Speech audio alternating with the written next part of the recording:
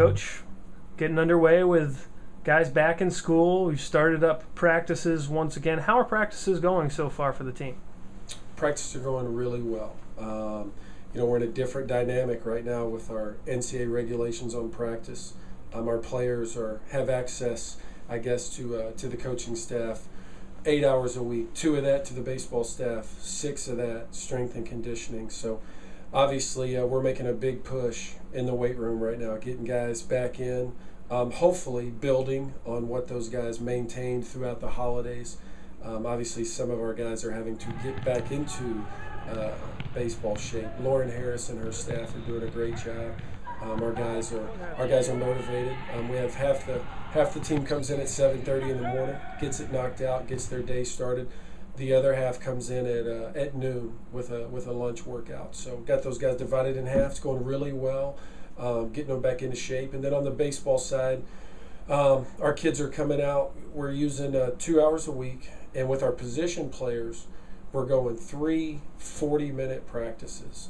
Something that I don't think we've actually broken it up this way before. Usually, like most Division I schools, maybe we bring out 3 or 4 outfielders, 3 or 4 infielders, the catchers, and do some hitting, do some defensive work. We decided to kind of go against that a little bit this semester, and we're working them out more as a team. We're trying to create kind of some win-lose atmosphere, trying to create competition. Obviously, we're still hitting basics, and we're talking about bunt coverages and first and third defenses, but we're trying to put guys in a position more to win and lose a little bit, to have them finish off a great day, have them finish off a little bit short, and kind of get that feeling, get that emotion, that investment back in the game, because that's what's coming. For 56 days in the spring, you're either going to win or you're going to lose, and we're trying to speed up that emotional output and get these guys invested in, what it takes to win and how it feels to leave the park every day. Yeah, that was a great day, and his team of 10 or 12 guys came out on top, and we're trying to create that atmosphere, and guys are having fun with it. I feel like hopefully, maybe we're progressing as a team faster than we have in the past. Obviously, one of the strengths of last year's team, the principal strength, was the offense. Got a lot of guys returning on offense. The big question is on the mound. How did those new guys look in the fall, and who do you expect to step up for the team? Sure. On the mound, and you're right on. It's a lot of new faces.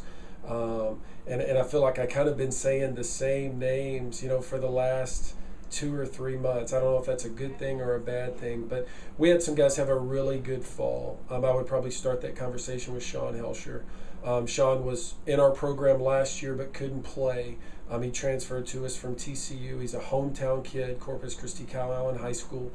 And we're counting on him. He's right now listed to be our number 1 guy. He's got the demeanor to be a number 1 guy. He's got the stuff to be a number 1 guy.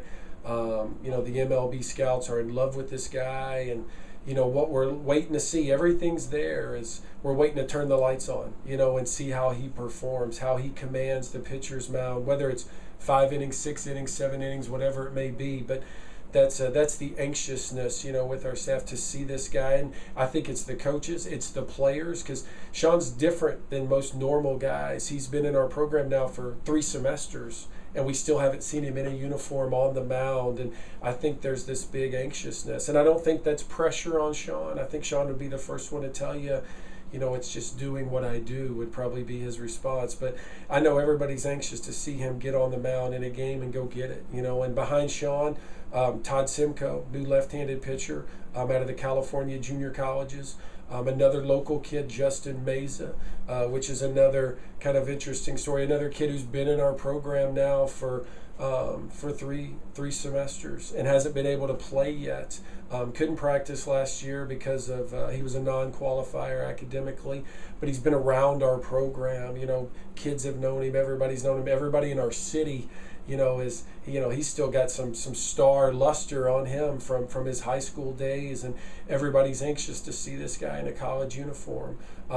So, those guys right now are projected to be kind of the top of the rotation. And as everybody knows, that, that could change 2 weeks in or 3 weeks in. But those are the guys right now that have the talent, that had the fall, that went out and really threw well. And I'd like to tell you, have some presence, and we're anxious to see these guys get on the mound and maybe give us some not only some, physical and stuff and pitchability, but maybe some presence that maybe we haven't had on the mound before, some expectations that maybe we haven't had on the mound before since an Omar Gutierrez was here 3 years ago and was arguably the best starter in the Southland Conference. So it'll be a fun spring to see how these guys can go out and do it when the lights get flipped on. So it'll be fun.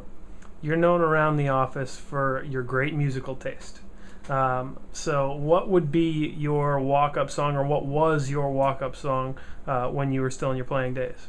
Let me start with what would be my walk-up song. As the players on this team will tell you, so far my 3 years in this program, I've been anti the walk-up song, and it's just been an idea of trying to eliminate the individual in our program, and bring about the team in our program. So let me start there. These guys will tell you, Coach Malone, walk-up song? No, he's not having one. But back in my younger days, I was probably trying to act really tough. So it was probably something from 9 Inch Nails or Korn, something that maybe, ooh, this guy must be tough, he must be good. So I think I tried to fake people out with my walk-up songs. So yeah, I would still use something to that effect. So maybe everybody thought, oh, this guy's got an edge, So something a little bit scary would be my direction. So, but we'll see. I tell the guys all the time, you put together a little win streak, 5 games, 7 games, 8 games. I'm much more open to walk-up songs, facial hair. There's a big fight amongst the players, an uprising of those guys would like to wear their pants long down to the shoe, and that's something we haven't done in this program. But I'm trying to be more open to our policies. So we'll see what direction we go this spring.